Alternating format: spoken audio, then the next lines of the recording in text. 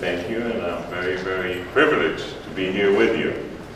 And I'm here with you especially for Richard Heideman, who is one of the very few people that stands up against adversity for the state of Israel and for the Jewish people. And I cannot continue without also acknowledging my good friend, Malcolm Online, who is always online, on the front line of fighting for the state of Israel and the Jewish people. And look, Richard's release of the book, The Hague Odyssey. You know, book releases are, as you know, a tradition as old as Judaism itself. When Moses came down from Sinai with the Ten Commandments, he carried with him the first ever Jewish legal reference book in a hardcover edition. 3,000 years later, here comes Richard, continuing this long tradition of the Jewish people. He has passed the bar, in 4 different states, and is well versed in areas as diverse as international law, criminal law, and personal injury. In fact, his legal instincts are so good and strong that I wouldn't be surprised if he asked to read the fine print before signing any of the books today. Ladies and gentlemen, Israel's President Shimon Peres is fond of saying, the biggest contribution of Jews to the world is dissatisfaction. We have a history of dissatisfaction. Whatever exists, we believe, can be changed for the better. In addition to being an author and a lawyer, Richard, you're an activist, one who constantly looks around and sees how things can be changed for the better.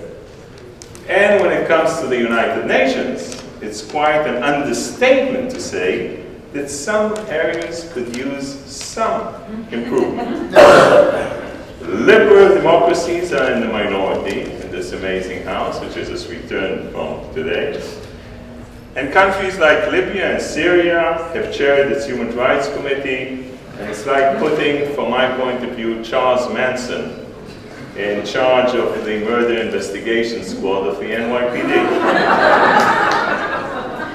Knowing this, Richard didn't just shake his hand and said, this huge injustice. He decided to take action, and this is something that is so crucial. Not just, sit down and talk about, here is injustice, there is injustice, oy vey, oy vey, oy vey. He decided to do something about it. And the result is the Hague Odyssey. Now, as you know, Homer's Odyssey is about the enormous obstacles that confront a Greek hero trying to return home. Richard's book is about the enormous obstacles that confront the Jewish homeland. We're a tiny people in a tiny country. And despite our small size, Am Yisrael embodies Judaism's greatest values: peace, justice, and social responsibility. But in Israel's ongoing struggle for peace and security, these values have become our soft underbelly. Our commitment to freedom of expression, to democracy and the rule of law have become the stick that our enemies use to beat us again and again and again.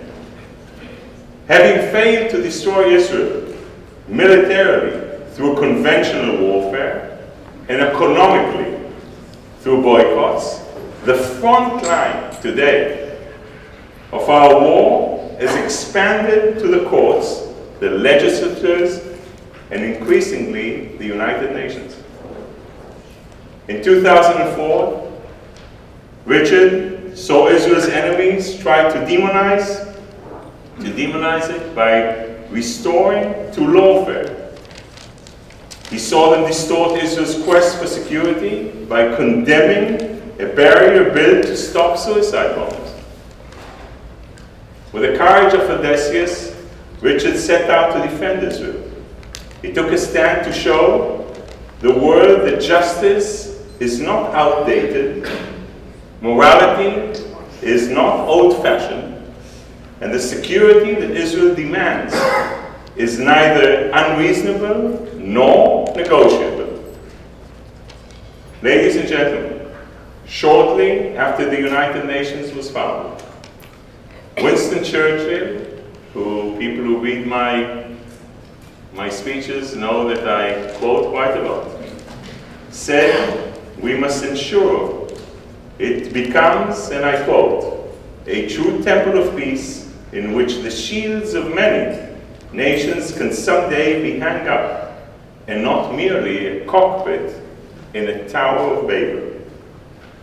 With his courage, clarity, and perseverance, Richard is holding the UN accountable to its founding goal of promoting peace and safeguarding human rights. From the courts of The Hague to the court of the public opinion, he is not only standing up for Israel, he is standing up for what is right. Now I walk the corridors of the United Nations, tall and proud, because of who I represent and what I represent. But I cannot defend Israel alone. We need more global ambassadors like Richard to stand up and speak loudly and proudly about Israel, about the Jewish state and the Jewish people. So we must speak up for Israel whenever it finds itself under attack. We cannot rest until the UN recognizes that nothing is more just than the Jewish people's right to live in their land of their forefathers as free and secure people. Thank you very, very much. And thank